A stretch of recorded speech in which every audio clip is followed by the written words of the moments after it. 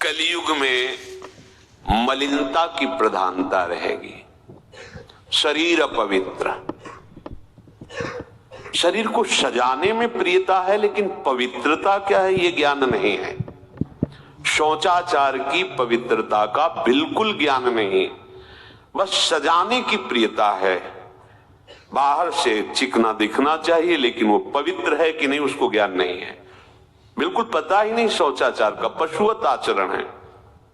देखने को मिलते हैं खड़े खड़े लघु शंका कर रहे हैं, मुंह में बीड़ी ऐसे, वही जनेंद्री को छुआ ऐसे कर, ना हाथ धोना, ना आचमन करना, न पैर धोना, बिल्कुल पशुता का आचरण है।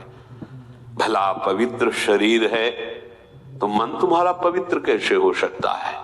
तुम्हारे आचरण अपवित्र है, तुम्हारा शरीर पवित्र है। शौच गए वैसे ही, जैसे हाथ धोया उससे साबुन जो वैसे निकल पड़े कपड़ा, वैसे सब अपवित्र, पूरे घर में वो पूरा घर अपवित्र। तो समझते हैं कि हम बहुत स्वच्छ, बहुत वीआईपी है। वीआईपी का मतलब बहुत अपवित्र हैं, उनको ये ज्ञान नहीं है। और एक रंग चढ़ा है नए समय में, जूता मोजा पहनकर भोजन पा रहे हैं। देखो कैसी, अरे साधारण आदमी जिसको कोई शास्त्र से मतलब नहीं, किसान आदमी जो बैठ हाथ पैर धो करके पीढ़ा पे बैठ करके भोजन पाने जाए, इतनी पवित्रता तुमने गांव में देखी है? बिल्कुल शास्त्र नहीं जानते, कुछ नहीं, पर भोजन पाना है तो हाथ पैर धोए और लकड़ी के पीढ़ा में बैठ के और जय भगवान हाथ जोड़ करके जमीन पर बैठ के भोजन पाए। आज चाहे वो चमड़े का जूता हो, चाहे, ध्यान रखना, चमड़े की बेल्ट पहनने वाला और चमड़े के जूता पहनने वाले को गौ हत्या का पाप लगता है। अगर वो इन पशुओं से जो चमड़े निकाल कर निर्माण किया जाता है, जूता बेल्ट आदि, ये जो गृहस्थी जन इनका प्रयोग करते हैं, तो उसे गौ हत्या का दंड मिलता है। क्योंकि आप पहनते हैं, उसमें आप सहयोगी हुए, आप उसको प्रोत्साहन बढ़ा रहे हैं गौ हत्या का। ये अब वही सब पहने, वही सोच में कपड़े पहने, वही भोजन में कपड़े पहने, साधना होगी, पवित्रता ही नहीं जानते हैं। लघु शंका करने के बाद यदि आपने जनेंद्री का प्रक्षालन नहीं किया, हाथ नहीं धोया, चरण नहीं धोए, आचमन नहीं किया, तो आप तो अपवित्र हैं। अरे लघु शंका की क्या है, शौच होने के बाद नहीं से विचार बिल्कुल शून्य हो गया है, बस शरीर आराम, पशु की तरह शरीर आराम। क्या शरीर आराम रहेगा? जब तुम्हारा शरीर अपवित्र है तो आचरण अपवित्र होंगे, तो पाप बनेगा, पाप से तुम्हें शरीर को दुख भोगना पड़ेगा। बिल्कुल समझ खत्म होती चली जा रही। कलि केवल मल मूल मलिना, ये नाना प्रकार के पापाचरणों की जो हमारी प्रवृत्ति बढ़ती जा रही है, उसका कारण है खान पान अपवित्र, शरीर अपवित्र। हमने देखा है, वो आपको मजाक सा लगेगा, भोजन पाने के समय घर के जितने भी वयस्क जन होते थे, जब कच्चा भोजन पाया जाता था तो ऊपर के वस्त्र उतार देते थे, एक धोती नीचे पहने हुए ऐसे पाते देखा। बाद में विचार कितनी पवित्रता, क्योंकि वो कपड़े पहनकर बाहर कार्य हूं और ऐसे जल लेकर के ऐसे आचमन कर हाथ जोड़कर थोड़ी देर। किसान आदमी, वो कोई साधु महात्मा नहीं, कोई वैष्णव नहीं, किसान आदमी की बात कर रहे हैं। हाथ में जय बोल करके प्रभु की फिर प्रसाद पाए, जय हो भगवान आपकी। आज परोसने में अगर कहीं रोटी छू गई परोसने वाले को तो डांट लगती थी, पूरी रसोई जूठी करेगी, रखे ही थाल, हाथ धो, दूसरी थाल मिला।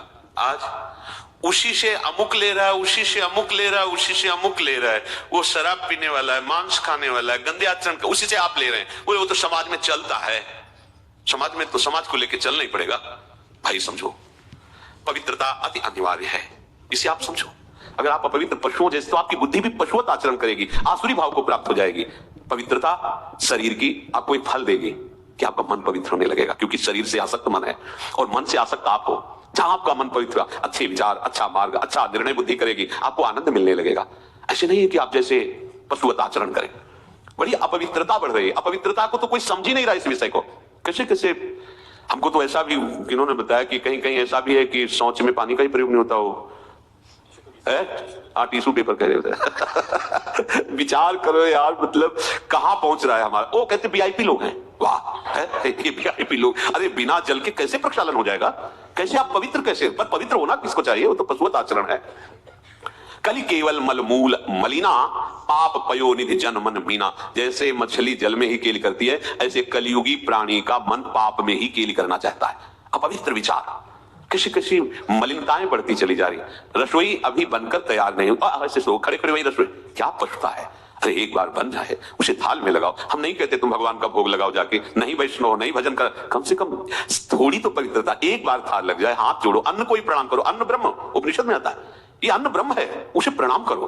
वो हमारे जीवन को पुष्ट करता है, हमें भगवत भाव। हाथ जोड़कर, कहां हाथ जोड़े, वो तो जूता पहने वैसे ही सब कोई खड़े खड़े खा रहा है, कोई मतलब ये हो क्या रहा है।